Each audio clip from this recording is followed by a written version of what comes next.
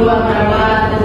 Perkenalkan, saya bernama Salamaka dengan NIM 201040037. Di sini saya akan mempresentasikan hasil tugas saya mengenai evaluasi pendidikan.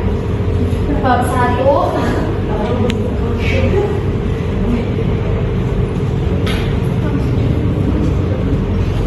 Dari buku Dr. Ibadullah Malawati MED dan Endang Sri Mahamuti MED. Yang pertama ada evaluasi. Istilah evaluasi berasal dari bahasa Inggris evaluation dan diambil dari kata testum, berasal dari bahasa Prancis kuno yang berarti piring untuk menyisihkan logam-logam mulia.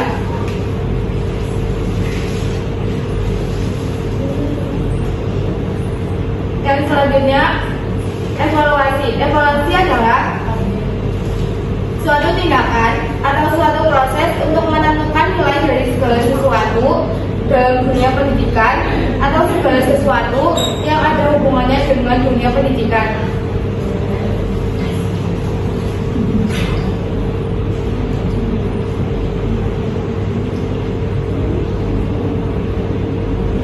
Selanjutnya penilaian pendidikan. Penilaian pendidikan adalah suatu kegiatan menilai yang terjadi dalam kegiatan pendidikan. Dalam kegiatan penilaian yang dilakukan oleh seorang guru atau pengelola pengajaran sudah mencapai tujuan atau belum.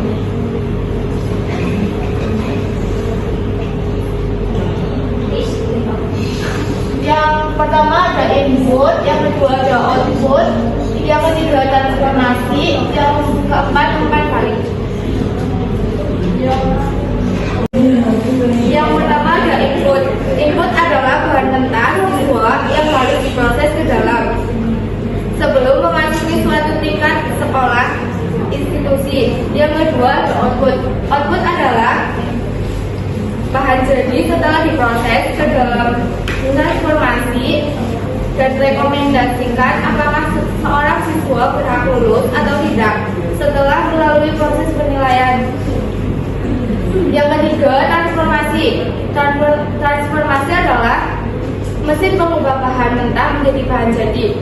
Yang keempat, umpan balik. Umpan balik adalah segala informasi baik yang menyangkut output maupun informasi.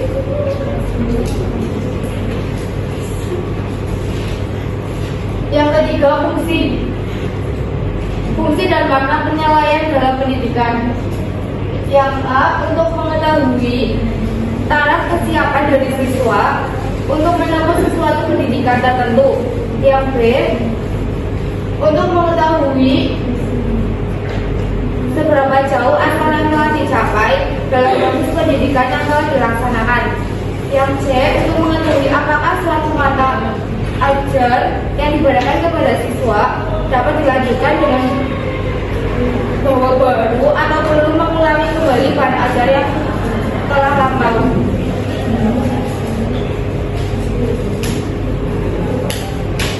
Yang selanjutnya, apakah bagi siswa? Yang pertama memuaskan, yang kedua tidak memuaskan. Yang B, makna bagi guru. Yang pertama, tingkat kepuasan siswa terhadap bahan ajar. Yang kedua, guru mengetahui ketepatan materi. Yang ketiga, guru mengetahui ketepatan dalam menggunakan metode pembelajaran. Yang C, makna bagi sekolah. Yang pertama, apabila guru mengadakan penilaian dan diketahui hasil belajar siswa didiknya. Yang kedua, informasi dari guru tentang tempat tidaknya kurikulum untuk sekolah itu. Yang ketiga, informasi hasil penilaian yang diperoleh dari tahun ke tahun dapat digunakan sebagai pedoman sekolah.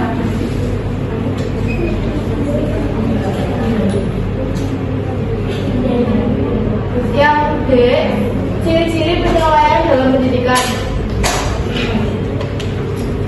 Yang pertama dari penilaian pendidikan, yaitu bahwa penilaian dilakukan secara tidak langsung. Yang kedua dari penilaian yaitu menggunakan ukuran kuantitatif, artinya menggunakan simbol bilangan sebagai hasil pertama. pengukuran baru diinterpretasikan ke bentuk kualitatif. Yang ketiga, dari penilaian pendidikan yaitu bahwa penilaian pendidikan menggunakan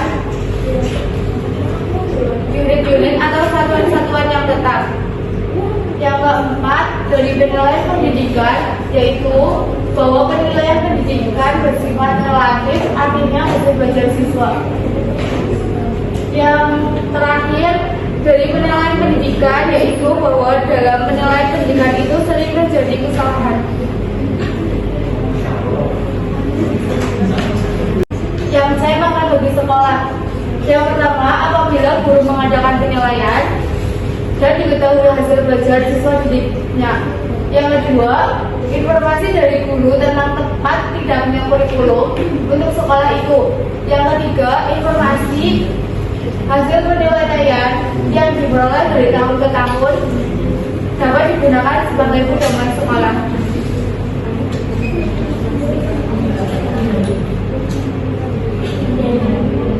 Yang D, ciri-ciri penilaian dalam pendidikan. Yang pertama, dari penilaian pendidikan, yaitu bahwa penilaian dilakukan secara tidak langsung. Yang kedua, dari penilaian yaitu menggunakan ukuran kuantitatif, artinya menggunakan simbol bilangan sebagai hasil pertama pengukuran baru diinterpretasikan ke bentuk kualitatif. Yang ketiga, dari penilaian pendidikan yaitu bahwa penilaian pendidikan menggunakan unit-unit atau satuan-satuan yang tetap. Yang keempat, dari penilaian pendidikan yaitu bahwa penilaian pendidikan bersifat relatif, artinya hasil belajar siswa. Yang terakhir, dari penilaian pendidikan yaitu bahwa dalam penilaian pendidikan itu sering terjadi kesalahan.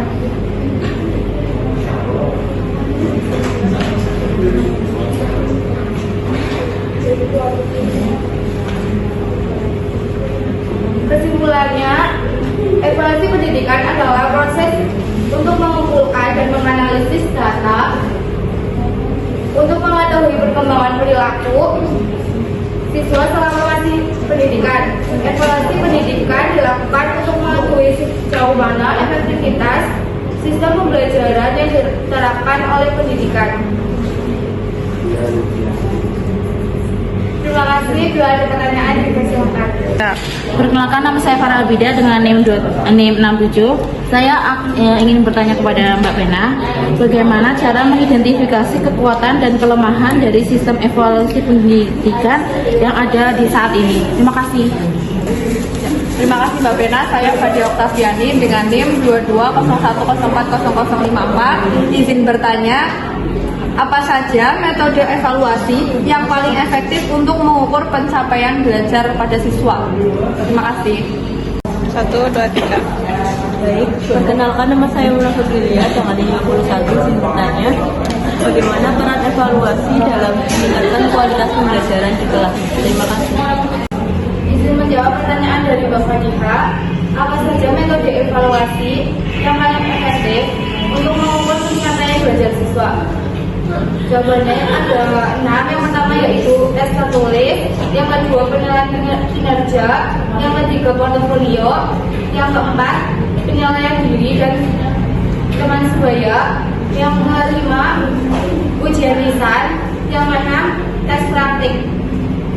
Bagaimana Bapak Dina? Cukup, terima kasih Mbak Pena. Bisa menjawab pertanyaan dari Mbak Farah. Bagaimana cara mengidentifikasi kekuatan dan kelemahan sistem evaluasi pendidikan yang ada saat ini?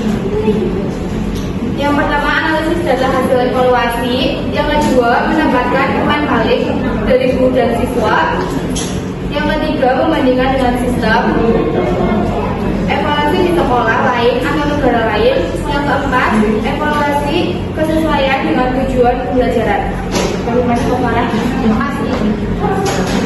Izin menjawab pertanyaan dari Mbak Mona. Izin menjawab pertanyaan dari Mbak Mona. Bagaimana peran evaluasi dalam meningkatkan kualitas pembelajaran di kelas. Yang pertama, mengidentifikasi kekuatan dan kelemahan siswa. Yang kedua, memperbaiki proses pembelajaran. Yang ketiga, memberikan umpan balik. Yang keempat, meningkatkan motivasi belajar. Yang kelima, meningkatkan akuntabilitas. Bagaimana Mbak Mona? Cukup sekian presentasi dari saya. Kalau lebihnya mohon maaf. Wassalamualaikum warahmatullahi wabarakatuh. Waalaikumsalam warahmatullahi wabarakatuh.